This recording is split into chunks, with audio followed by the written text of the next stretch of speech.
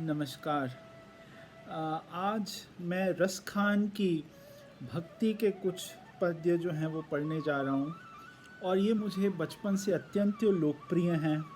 रस खान की समाधि वृंदावन से थोड़ी दूर ब्रज क्षेत्र में ही है और वो भगवान श्री कृष्ण के अनन्य भक्त थे। उनकी भक्ति में इतने डूबे हुए थे, कहते हैं कि श्री बिहारी जी एक बार उनके साथ ही चल पड़े थे। तो ये जो पद्य हैं रस खान के, ये मैं बचपन में बहुत पढ़ता था और इन्हें पढ़ने का श्रेय एक तरह से जो मुझे सानिध्य मिला भगवान श्री सत्य साईं बाबा के साथ, क्योंकि वो 1994 में क्योंकि मैं भागवत के लिए उन्होंने मेरे को बहुत प्रोत्साहित किया। मैं भागवत वहाँ मंदिर में बैठे पढ़ता था। उसके बाद जब मैं वो मेरे को भगवान श्री कृष्ण के ऊपर बोलने को बोलते थे और मैं रस खान के ज़रूर पढ़ता था, उनको ये अत्यंत लोकप्रिय थे। तो आज मैं यही कुछ जो पद्य हैं रस खान के, जो भगवान बाबा को प्रिय थे और वो बार बार मुझसे कहते थे कि इन्हें सुनाओ, तो ये मैं आज आपको पढ़ के सुनाऊंगा। सबसे पहला बहुत ही अत्यंत ही सुंदर पद्य है जो जिसमें रसखान बता रहे हैं कि किस प्रकार ब्रज भूमि में जन्म लेना उसका क्या महत्व है। वो कहते हैं, मानुष हो तो वही रस खानी, बसों ब्रज गोकुल गाँव के ग्वारन, जो पशु हो तो कहा बसु मेरो, चरो नित नंद की धेनु मझारन, पाहन हो तो वही गिरि को, जो धरयो कर छत्र पुरंदर धारण, जो खग हो तो बसेरो करो,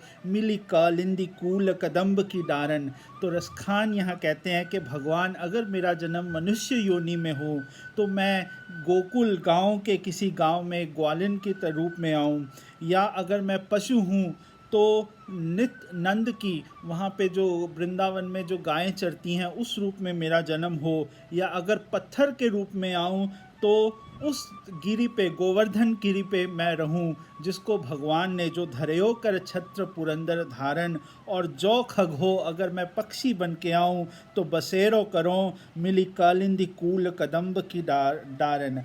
और जो अगला मैं पढ़ने जा रहा हूँ वो तो अत्यंत ही लोकप्रिय था। मतलब हमेशा जब भी मैंने बाबा के सामने भगवान कृष्ण के बारे में कुछ कहा तो वो हमेशा इसको बार बार सुनते थे।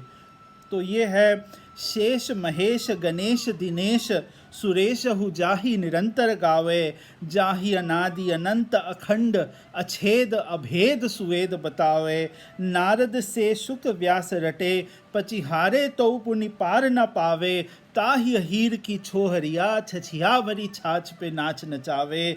कहते हैं कि शेष, महेश, गणेश, दिनेश, शिव और इंद्र इत्यादि जिन भगवान का गायन करते हैं, जिनको वेद जो है जिनका वर्णन करते हैं कि जो आदि हैं, अनंत हैं, अखंड हैं, जिनका कोई भेद नहीं, और ऐसा वेद बताते हैं। नारद से शुक, जितने भी शुकदेव, जितने भी ऋषि हुए हैं, जिनका गान गाते गाते थक गए हैं लेकिन उनको पा नहीं पाए हैं, वही भगवान, वही परम परमेश्वर, अहीर की छोहरिया, एक ग्वालिन, जब वो छछिया भरी छाछ पे नाच नचावे, कि जब वो उनको एक छोटी सी कटोरे में, मिट्टी के कटोरे में छाछ दिखा के बोलती है कि नाच और मैं तुझे ये छाछ खिलाऊंगी, तो भगवान उसके लिए नाचने लग जाते हैं।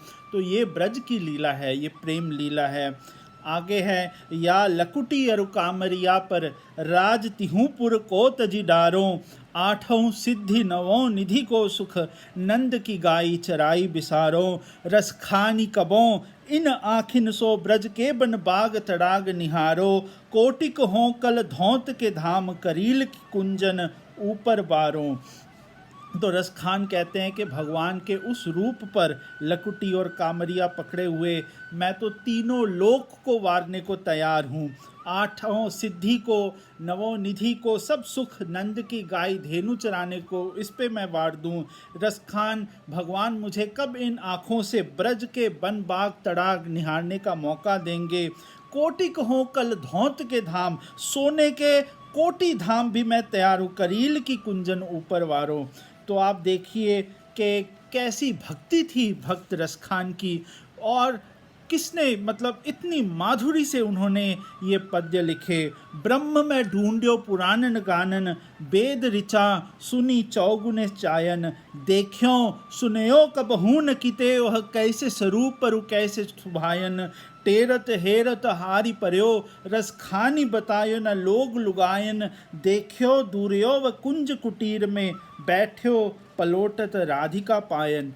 तो ये कुछ 3-4 ये जो रसखान के बहुत अत्यंत ही मधुर भरे, भगवान की भक्ति भरे ये जो पद्य थे, ये मैं बार बार सुनाता था और बार बार सुनते थे। अगले किसी क्षण में मैं आपको उन मीराबाई के पदों से जो इनको अत्यंत प्रिय थे मैं बताऊंगा। और अभी के लिए धन्यवाद।